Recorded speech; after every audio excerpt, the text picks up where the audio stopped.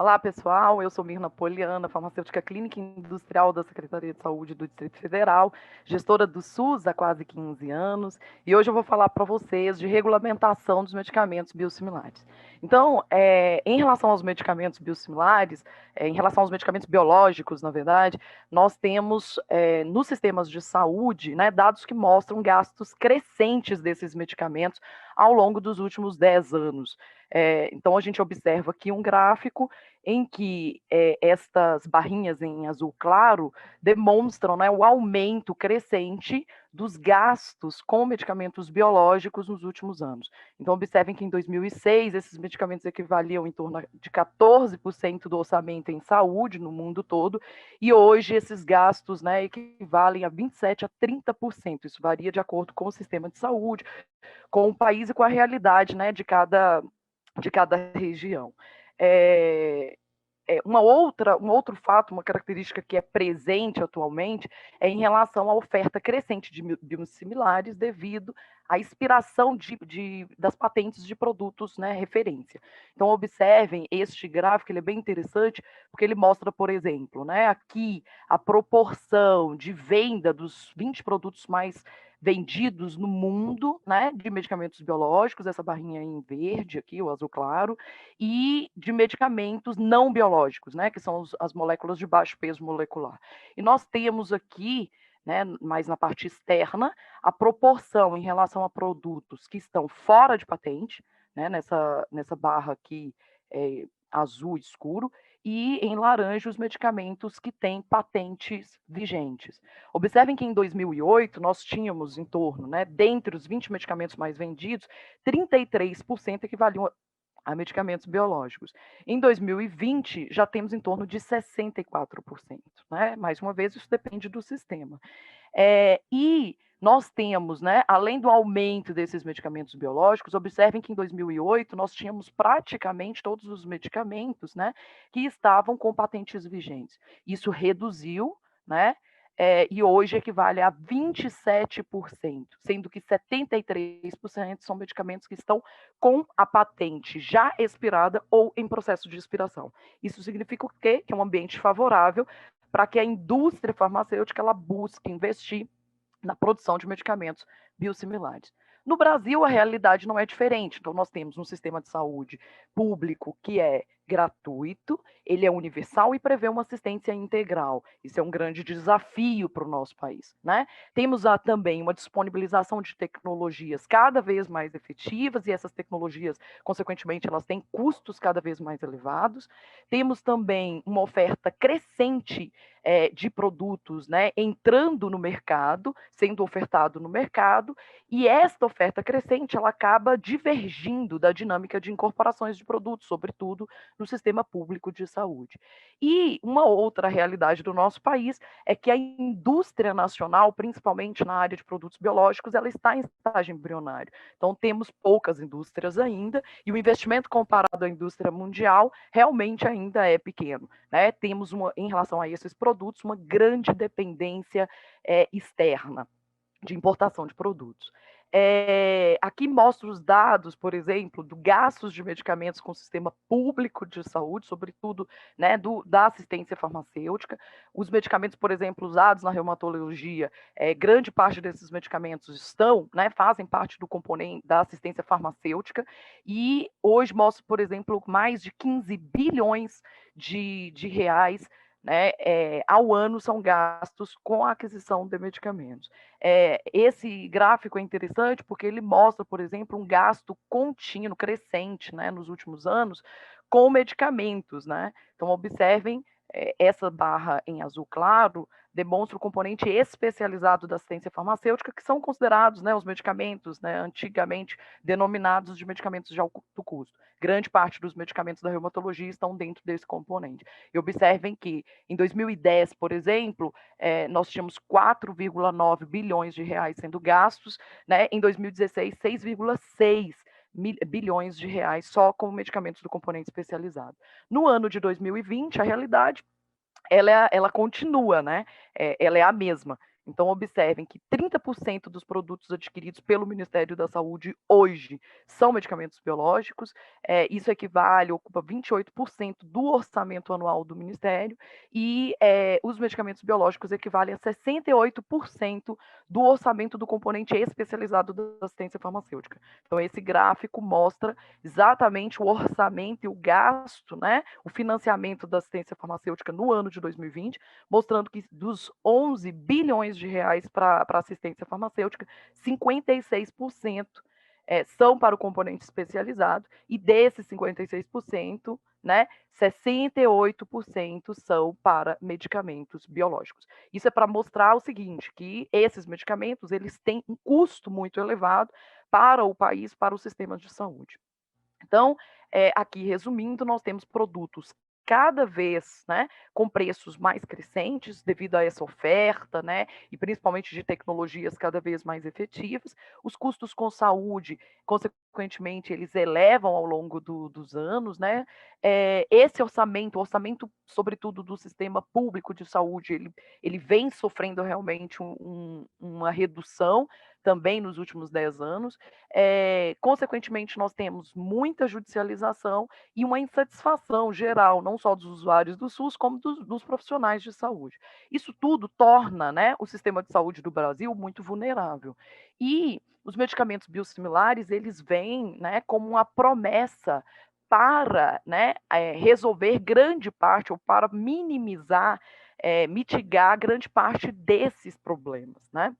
Então, nós temos, por exemplo, tanto o governo, né, sobretudo o governo federal, por meio do Ministério da Saúde, do Ministério da Economia, da Ciência e Tecnologia, que apoiam, que fomentam projetos para incentivar a produção nacional. Um desses projetos que eu vou comentar com vocês são as parcerias, é um programa, né, de parcerias para o desenvolvimento produtivo, as conhecidas PDPs, as chamadas PDPs, e a Anvisa também, né, que tem trabalhado nos últimos anos com a regulamentação, criando um arcabouço jurídico, né, para regulamentar os medicamentos biológicos no Brasil, criando, então, um clima favorável para a produção, para uso e prescrição desses produtos aqui no nosso país.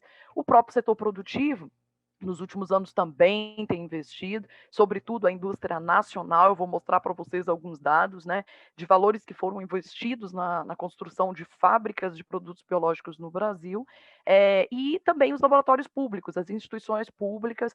Nós temos algumas delas, né, que são conhecidas e que são tradicionais instituições na área de biológicos, sobretudo na área de vacinas, e que têm avançado para a produção também de biosimilares.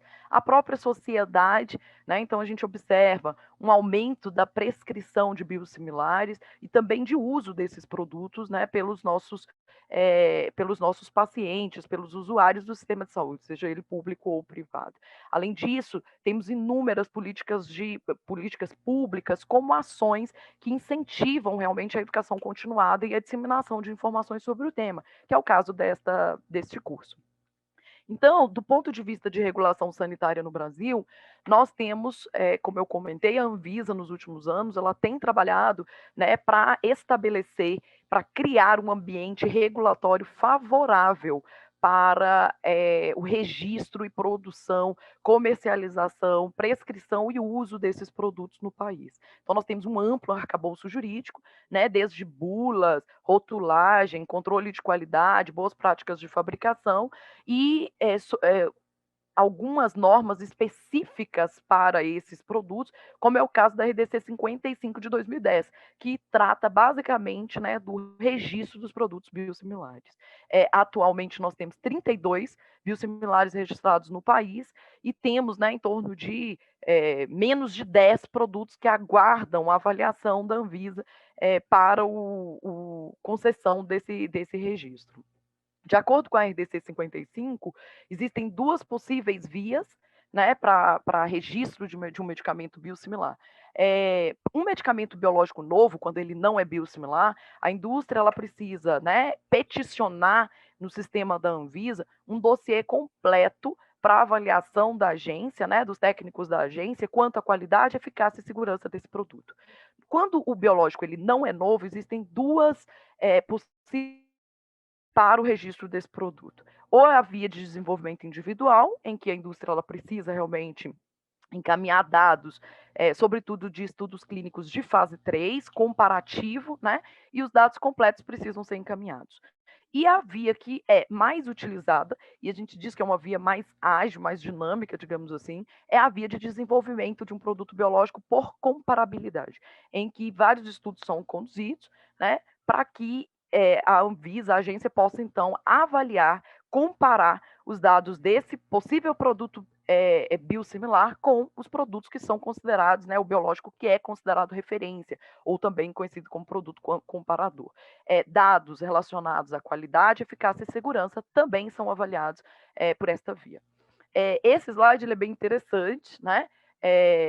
Ele é de autoria, inclusive, da segunda diretoria lá da Anvisa, e é um slide que mostra, né, uma comparação entre o produto, os dados, né, que são requeridos para aprovação de um produto comparador com um produto biosimilar.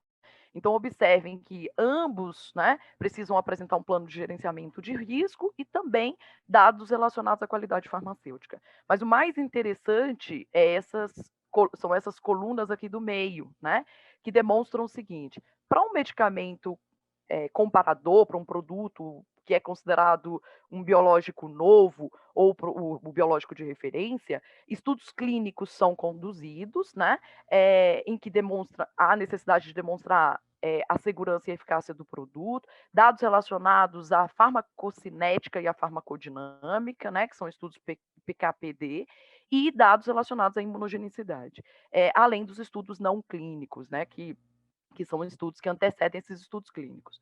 Por outro lado, o produto biosimilar, sobretudo a via de comparabilidade, que é, como eu comentei, a mais utilizada, são demonstrados, né, eles são encaminhados, dados relacionados a estudos clínicos comparativos, também mostrando segurança e eficácia, farmacocinética, farmacodinâmica e imogenicidade, e estudos não clínicos comparativos, além de estudos comparativos em relação à caracterização e qualidade farmacêutica. Então, na prática, né, a indústria farmacêutica que vai produzir um biosimilar, ele também desenvolve estudos, né, que devem ser encaminhados para a agência para que ela possa avaliar e comparar com esse produto que é considerado referência. As demais etapas, elas permanecem, elas são semelhantes, independente do produto, se ele é original, referência, ou se ele é biosimilar. Então, o monitoramento, por exemplo, pós-comercialização é o mesmo, não havendo requerimentos específicos para biosimilares. E todos os princípios e práticas são aplicados, né? Para os biosimilares são aplicados para os demais medicamentos. Então, farmacovigilância, plano de gerenciamento e minimização de riscos, o sistema de notificação e os estudos pós-comercialização. Ou seja, o que difere realmente de um produto biosimilar, de um produto referência, de um biológico referência, é basicamente, né, a via de registro, e se essa via de registro vai ser feita individual ou se ela vai ser feita por comparabilidade. Uma uma parte muito importante, né, e assim, muito questionada, é quanto ao uso desse produto. Então, uma vez que esse produto está registrado e ele está disponível, então, para ser utilizado no sistema de saúde de um país, se discute muito a questão de intercambiabilidade, que é geralmente o que gera muita dúvida e, às vezes, muita insegurança, não só para o usuário, mas principalmente para o prescritor. Né? Então, intercambiabilidade é definido como a possibilidade de troca de um medicamento, né, que se espera ter o mesmo efeito clínico. Nós temos, basicamente, a legislação ela traz duas definições importantes: a troca ou o switch, que é decisão, que deve ser decisão do médico prescritor, e a gente tem também, né, o que é chamado de substituição, que seria uma prática de dispensar um medicamento em vez de outro equivalente, é intercambiável no nível da farmácia, sem consultar o prescritor. Então, ou seja, para haver a troca, o prescritor ele precisa se manifestar se ele permite ou não essa troca. Né? No caso de substituição, que alguns sistemas de saúde permitem esta prática, basicamente isso pode ser feito no ato da dispensação, por exemplo, por um farmacêutico. Né? A intercambiabilidade Aqui mostra, né, uma tabela comparativa entre os biosimilares, né, sobre a intercambiabilidade nos diferentes países. Então, por exemplo, a Organização Mundial de Saúde, ela define o seguinte, que os biosimilares, eles não são idênticos aos produtos comparadores, né? Mas que essa não similaridade, essa não identidade, digamos assim, é devido ao processo produtivo, à própria biotecnologia, considerando que os produtos biológicos são produtos, né, são moléculas de alto peso molecular, são moléculas bastante complexas, e que por si elas não são tão fáceis, né? É muito difícil realmente uma molécula se assemelhar à outra. Dentro desse conceito, o que a Organização Mundial de Saúde define? Se não houver diferença, impacto clínico da substituição de um produto, né, pode ser feita, então, essa intercambiabilidade. Então, a Organização Mundial de Saúde, ela tem, né, um posicionamento mais genérico, mais amplo sobre este tema. A agência europeia, a EMA, ela não avalia se o produto é intercambiável, né? Então, ele basicamente só define se é biosimilar ou não, registra esse produto como biosimilar e deixa, então, né, a decisão para o prescritor, para os profissionais de saúde, como, por exemplo, o dispensador, que é o farmacêutico, e cada país membro, né, da União Europeia trata o tema de uma forma individual. Então, existem normativas específicas em cada um desses países. O FDA nos Estados Unidos já permite, por exemplo, ele já define, por exemplo, se o produto, além de ser um produto biosimilar, ele também define, né, se o produto é intercambiável ou não. Existe uma lista Purple Book, né, que identifica, então, se esse produto ele é só biosimilar ou se ele é biosimilar e intercambiável. Isso para poder, né, o prescritor, então, decidir se vai fazer o switch ou não. Né? E também o dispensador, se ele vai fazer aquela troca automática no momento da dispensação. O Canadá, ele não apoia a substituição automática e ele recomenda realmente uma decisão médica. E ele recomenda, inclusive, que se evite trocas repetidas entre biosimilares e produtos de referência, considerando que essas trocas podem aumentar a imunogenicidade com efeitos adversos mais graves. Já a Austrália, ela também tem um posicionamento semelhante lá à agência europeia, né, em que ela também define se o produto é biosimilar ou não, mas existe, né, um comitê onde este comitê, então ele define se aquele produto ele pode ser ou não substituído no ato da dispensação, ou seja, se ele pode ser feito aquela substituição automática que a gente comentou. Então, resumindo, o FDA, para poder fazer para poder avaliar, então, a questão da intercambiabilidade, ele avalia, por exemplo, né, ele diz que o produto biológico ele pode ser substituído pelo produto de referência sem a intervenção do profissional, né, que prescreveu o produto de referência. Mas para isso é necessário, então, que a indústria ela encaminhe vários dados, né? Então, existe um guia para a indústria, esse guia é recente, ele foi publicado em 2019, em que ele define basicamente quais são as informações que devem ser encaminhadas. Então, aqui tem uma lista dessas informações, né, que demonstram, por exemplo, desde informações básicas da molécula, mecanismo de ação, a taxa de ligação, né, do produto, do medicamento ao seu receptor, informações quanto à expressão gênica desses receptores, informações relacionadas à farmacocinética, à farmacodinâmica, à imugenicidade, toxicidade e todos os dados relacionados à segurança. Ou seja, são dados é um dossiê robusto, completo, de forma que a agência, então, o FDA, possa avaliar se esse produto, ele de fato é biosimilar ou não, e se ele pode ser intercambiável ou não. No caso de estudos de switch, né, em que para produtos intercambiáveis, existe uma necessidade, por exemplo, de encaminhar dados pós-comercialização. Então, esse guia, ele inclusive, eu vou mostrar um pouco adiante, como que a indústria ela deve conduzir esse estudo, né, para demonstrar que um produto pode ser intercambiável ou não. Ele prevê, por exemplo, múltiplas trocas em um grupo estudo, né, antes então da agência autorizar e dizer que o produto é intercambiável ou não.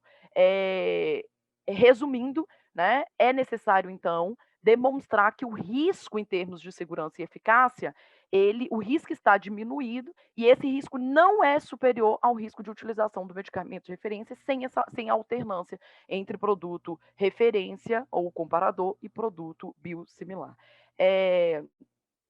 Como eu comentei, né, o FDA, então, ele recomenda, ele orienta que a indústria ele deve fazer um período, então, né, um estudo piloto, digamos assim, seguido de braços com e sem alternância de produtos, incluindo pelo menos 3 trocas de produtos.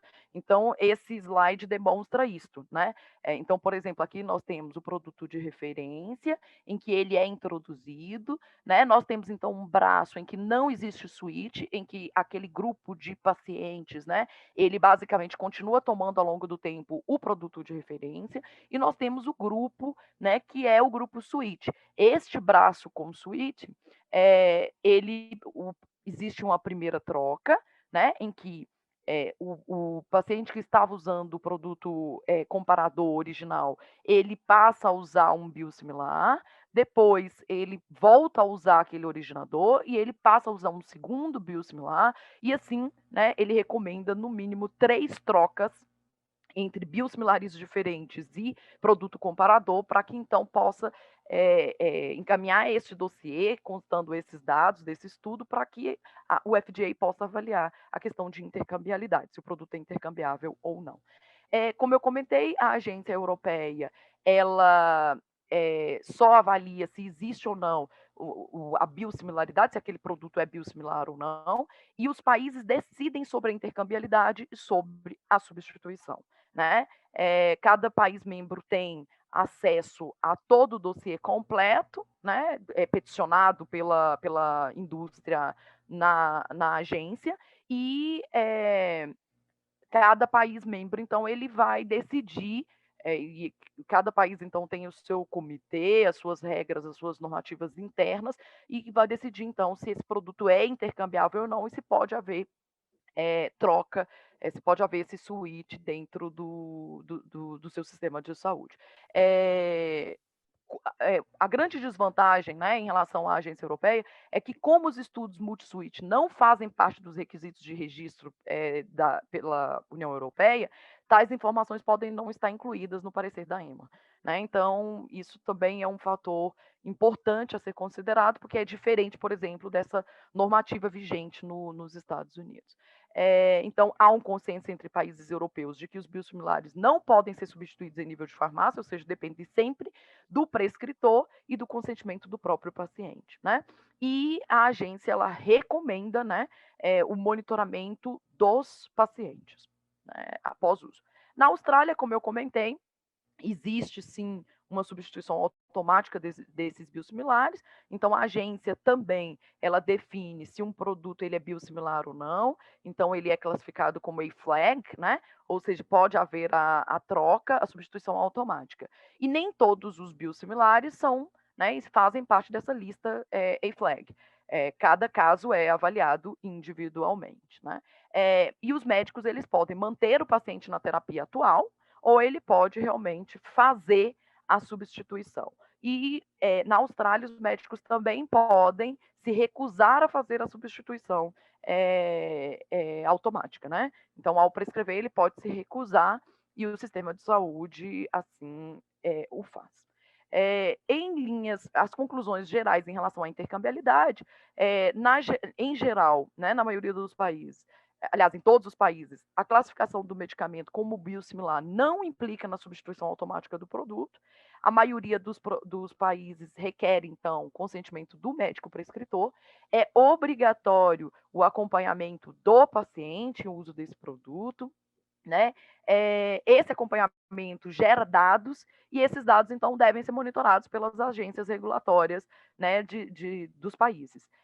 A rastreabilidade do medicamento é obrigatória, então, por exemplo, o nome, lote descrito no prontuário do paciente, de forma, por exemplo, numa situação crítica de uma reação adversa mais grave, né, esse paciente, então, ele ser facilmente identificado. E existe, então, né, reforça-se a importância do sistema de farmacovigilância. Nós temos algumas políticas públicas de incentivo aos biosimilares no Brasil, né? Essas políticas elas estão voltadas tanto para a produção quanto para a pesquisa, inovação e o próprio financiamento de produtos biológicos, né, de biosimilares. Nós temos as PDPs, essas PDPs elas são, então, né, instrumentos que fomentam a produção nacional de medicamentos no SUS. Geralmente essa PDP ela envolve a transferência de tecnologia daquele produto para uma instituição, para um laboratório público, e esse laboratório público, ao longo de um período, ele vai utilizar ele vai produzir ao longo, né, desse período o produto e disponibilizar em geral para o sistema público de saúde. Mas o sistema privado ele também tem acesso a esse produto, né? O objetivo das PDPs é reduzir realmente a dependência externa do sistema em relação aos produtos que são considerados mais estratégicos e críticos, né, para o sistema. Além disso, né, ampliar a oferta desses produtos. Os produtos biológicos, em geral, eles se enquadram nos critérios, né, de produtos objetos de PDP, porque eles são produtos de aquisição centralizada, eles são importantes para o sistema, nós temos um interesse em produzir nacionalmente esses produtos, eles são de alto valor de aquisição, nós temos uma dependência expressiva de importação, geralmente a incorporação tecnológica de produtos biológicos, ela vem aumentando ao longo do tempo, isso estimula, por exemplo, a produção nacional, e nós temos, por exemplo, né, a inovação sendo trazida para o nosso país devido a esta política. Então, os produtos biológicos, eles são objetos de PDP porque eles são estratégicos para os nossos sistemas.